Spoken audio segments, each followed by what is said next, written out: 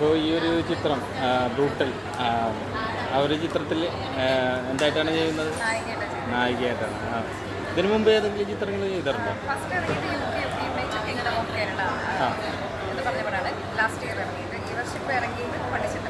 Okay.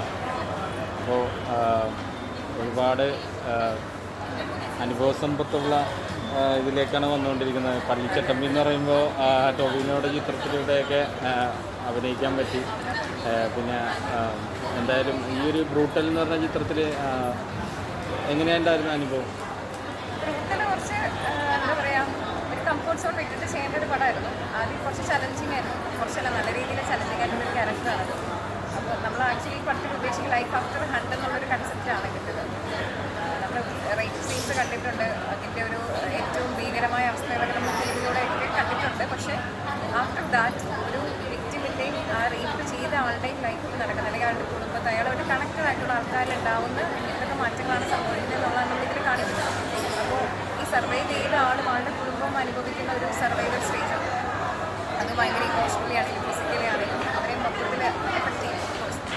പിന്നെ ഉള്ളത് ജയിലിൽ പോയിട്ട് വരുന്ന ആളുടെ ഫാമിലി, ആൾക്കൊരു ഭാര്യയുണ്ട്, കുട്ടിയുണ്ട്. അപ്പോൾ ഇവരെല്ലാം ഇയാളുടെ ആ പ്രവൃത്തിയുടെ ഫലം അനുഭവിച്ചുകൊണ്ടിരിക്കുന്ന ആളുകളാണ്. അപ്പോൾ നമ്മൾ ഈ പടത്തിൽ കാണിക്കുന്നതും ഇവരുടെ എല്ലാവരുടെയും സ്റ്റോറിയാണ്. ഒരു റേപ്പ് ചെയ്യപ്പെട്ട ഒരാളുടെ മാത്രം കഥയല്ല, ഇവർ എല്ലാവരുമായിട്ട് കണക്റ്റഡ് ആയിട്ടുള്ള ഒരു പടമാണ്. അപ്പോൾ ഒരുപാട് സോഷ്യലി റെലവൻ്റ് ആയിട്ടുള്ള കാര്യം നമ്മൾ ചർച്ച ചെയ്യും. ഒരു പോയിന്റ് കഴിഞ്ഞാൽ നമ്മൾ അതിനെക്കുറിച്ച് പിന്നെ ഓർക്കില്ല. അടുത്തൊരു കാര്യം വരുമ്പോൾ നമ്മൾ അതിലേക്ക് ഓട്ടോമാറ്റിക്കലി നമ്മുടെ ശ്രദ്ധ അതിലേക്ക്. പിന്നെ ഇവരുടെ ലൈഫ് എന്താണെന്ന് നമ്മൾ അറിയുന്നില്ല. അപ്പോൾ ഈ പടത്തിൽ നമ്മൾ ഉദ്ദേശിക്കുന്നതും അത് തന്നെയാണ്. അവിടെ തീരുന്നില്ല അവരുടെ കഥ, പിന്നെ അവർ ജീവിക്കണം. ആ ജീവിതം എത്ര സഫറിങ് ആണെന്നുള്ളതാണ് നമ്മൾ ഈ പടത്തിൽ കാണിക്കുന്നത്. നന്നായിട്ടത് അമൽ കെ ജോബി ഡയറക്ടർ സാറിന് ചെയ്യാൻ പറ്റിയിട്ടുണ്ട്. അതിൻ്റെ ഒരു ഭാഗമാകാൻ പറ്റിയിട്ടുണ്ട്. ഈ ഒരു ചിത്രത്തിൽ ഇങ്ങനെ ഒരു വേഷം ചെയ്തല്ലോ, അപ്പോൾ എങ്ങനെയുണ്ടായിരുന്നു വെല്ലുവിളി സിനിമയിലേക്ക്? അങ്ങനെ ഞാൻ ചെയ്തിട്ടില്ലാത്തൊരു റോളാണത്. ഇതുവരെ അങ്ങനെ ഒരു നായികയായിട്ട് ഞാൻ ആദ്യമായിട്ട് ചെയ്യുന്ന പടം ബ്രൂട്ടലാണ്. എന്നെ സംബന്ധിച്ചിടത്തോളം ഭയങ്കര ചലഞ്ചിങ് ആയിരുന്നു. കഥ കേൾക്കുമ്പോൾ ഞാൻ ഇത്രയും വലിയൊരു സാധനം ഇത്രയും ഇമോഷണലി ആൾക്കാർക്ക് അത് കണക്റ്റ് ആയില്ലെങ്കിൽ നമ്മളതിൽ സക്സസ്ഫുൾ ആവില്ല. അപ്പോൾ അത് നമ്മൾ ചെയ്യുന്നത് മറ്റുള്ളവർക്ക് അത് കാണുന്ന ആൾക്കാരുടെ കണ്ണ് നിറയുന്നില്ലെങ്കിൽ നമ്മളത് ചെയ്യുന്നൊരു കാര്യമില്ല. അവരുടെ ആ ഇമോഷൻ എന്താണെന്നും അവർ ഗോത്രൂ ചെയ്യുന്നത് എന്തിലൂടെയാണെന്നുള്ളത് നമ്മളിലൂടെ അത് പോർട്രേ ചെയ്യാനത്. അപ്പോൾ എനിക്ക് ഭയങ്കര ചലഞ്ചിങ് ആയിരുന്നു. പക്ഷേ നല്ല ഗ്രൂപ്പായിരുന്നു. പിന്നെ ലാസ്റ്റിലത്തേക്ക് പോലുള്ള സീനിയർ ആയിട്ടുള്ള ആർട്ടിസ്റ്റുകളിൽ അഭിനയിച്ചിട്ടുണ്ട്. അതുപോലെ ഏതാ ചേച്ചി ഉണ്ടായിരുന്നു. ഫുൾ സപ്പോർട്ട് ചെയ്തിട്ടൊരു ടീം ഫുള്ളുള്ളപ്പോൾ നമുക്ക് ഓട്ടോമാറ്റിക്കലി ആ ഒരു എനർജി ഷിഫ്റ്റ് വരും. നമുക്കത് ചെയ്യാനുള്ളൊരു എനർജി വരും. ഇവരുടെ എല്ലാവരുടെയും ഒരു സപ്പോർട്ടും ഉണ്ട്. ഞാൻ ഒരുപാട് പഠിച്ചു, ഒരുപാട് എൻ്റെ തന്നെ കുറേ എന്താ പറയുക, എനിക്ക് തന്നെ അറിയില്ലായിരുന്നു എനിക്ക് ഇങ്ങനെയൊക്കെ ചെയ്യാൻ പറ്റുമെന്നുള്ളത്. ഞാൻ റിയലൈസ് ചെയ്യുന്നത് ഇതിലൂടെയാണ്. ഇത് ഞാൻ കാണുമ്പോൾ എനിക്ക് കിട്ടുന്ന അഭിപ്രായത്തിൽ മറ്റുള്ളവരത് കണ്ടിട്ട് എന്നോട് പറയുന്ന ഒരു അഭിപ്രായമാണ് എനിക്ക് വരുന്നത്. അപ്പോൾ അവർക്കത് കണക്റ്റായി എന്ന് അവർ ഭയങ്കര ഇമോഷണലി നമ്മുടെ അടുത്ത് പറയുമ്പോൾ അപ്പോഴാണ് ശരിക്കും ഞാൻ ഇതിൽ വിജയിച്ചു എന്ന് എനിക്ക് പറയാൻ പറ്റുള്ളൂ. വളരെ സന്തോഷം. പിന്നെ എവിടെയായിരുന്നു സ്വദേശം? എവിടെയായിരുന്നു? നാടിൻ്റെ നാട് ഇടുക്കിയാണ്. ഇതിൻ്റെ ഷൂട്ടും തൊടുപുഴ ഭാഗത്തായിരുന്നു. പിന്നെ ഇവിടെ വൈറ്റിലാണ് താമസം. ഈ മൂവിയിൽ കണ്ടിന്യൂ ചെയ്യണം. പുതിയത് ഏതായിരുന്നു? ഇപ്പോൾ ഒരു ഷൂട്ട് നടന്നുകൊണ്ടിരിക്കുക. അനുറാം എന്ന് പറഞ്ഞ ഡയറക്ടർ സാറിന് ഷഹീൻ സിദ്ദിഖാണ് നായകൻ. ഫിലിമിൻ്റെ പേര് അനൗൺസ് ചെയ്തിട്ടില്ല. ഷൂട്ട് നടന്നുകൊണ്ടിരിക്കുക. അപ്പോൾ എന്തായാലും ഒരുപാട് അവസരങ്ങൾ കിട്ടട്ടെ.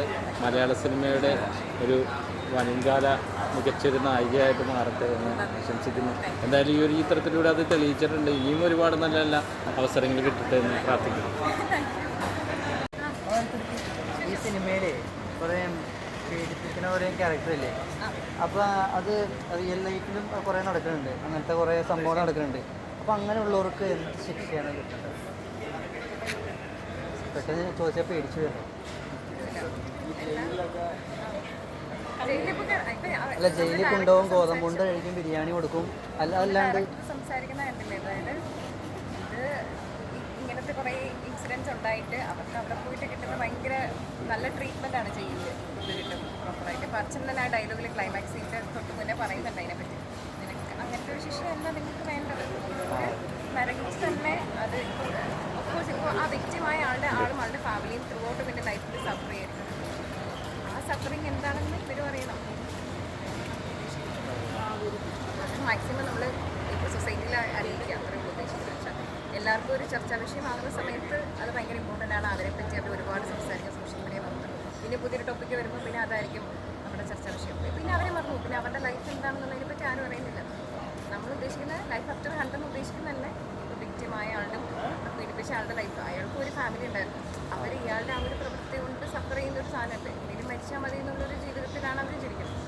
അത് ആൾക്കാരിലേക്ക് കണക്ട് ചെയ്യാന്നുള്ളതാണ് ഈ സിനിമ കൊണ്ട് നമ്മൾ ഉദ്ദേശിക്കുന്നത്. ഫാമിലിയിലുണ്ടാവുന്ന കാര്യങ്ങളാണ് അത് ഒരുപാട് പേർക്ക് മനസ്സിലാവും. സോഷ്യലി ഭയങ്കര റെലവൻ്റ് ആയിട്ടുള്ളൊരു കാര്യമാണ്. അത് ഇമോഷണലി ആ ഒരു ക്യാരക്ടർ ചെയ്യാൻ പറ്റിയതിലും ആൾക്കാർക്ക് അത് കണക്ട് ചെയ്തതിൽ ഭയങ്കര സന്തോഷം. ഒരുപാട് പേര് അഭിപ്രായം പറഞ്ഞു, ഒരുപാട് സന്തോഷം. അമലിന്റെ രണ്ടാമത്തെ മൂവിയല്ലേ? അമലേട്ടൻ്റെ ഡയറക്ഷൻ, തോമസിൻ്റെ ഡയറക്ടർ ആഘോഷം എന്ന് പറഞ്ഞ പടം നായികയായിട്ട് ആദ്യം വിളിച്ച സമയത്ത് എനിക്ക് നല്ല ടെൻഷൻ ഉണ്ടായിരുന്നു. ഇത്രയും വലിയൊരു ക്യാരക്ടർ ഞാൻ എങ്ങനെ ഹാൻഡിൽ ചെയ്യുന്നതിനെ പറ്റി എനിക്ക് നല്ല ടെൻഷൻ ഉണ്ടായിരുന്നു. പക്ഷെ അവരുടെ ടീം ഭയങ്കര അടിപൊളിയായിരുന്നു. അപ്പോൾ നമുക്ക് ആ ക്യാരക്ടർ ഇപ്പോൾ ആ സീൻസൊക്കെ അറിയാം, അത്ര ഈസി അല്ല നമുക്കത് ചെയ്യാൻ വേണ്ടിയിട്ട്. പക്ഷെ ആ ക്രൂ അത്ര നന്നായിരുന്നുകൊണ്ട് അവരുടെ സപ്പോർട്ട് നന്നായി ഉണ്ടായിരുന്നതുകൊണ്ടാണ് നമുക്ക് ആൾക്കാർക്ക് അത് കണക്റ്റ് ആവുന്നതും അത് അത്രയും നന്നായിട്ട് ചെയ്യാൻ പറ്റിയത്. പിന്നെ ഇത്ര നല്ലൊരു പടം എൻ്റെ ആദ്യത്തെ നായികനുള്ള പുതിയത് അങ്ങനെ ആയതിൽ ഒരുപാട് സന്തോഷമുണ്ട്. ഒരുപാട് പേര് അക്സെപ്റ്റ് ചെയ്തു, ഒരുപാട് പേര് വന്നു, നല്ല അഭിപ്രായങ്ങൾ പറഞ്ഞു. ഇനി അങ്ങോട്ട് നല്ല എക്സ്പെക്റ്റേഷൻ ഉണ്ട്. Thank you.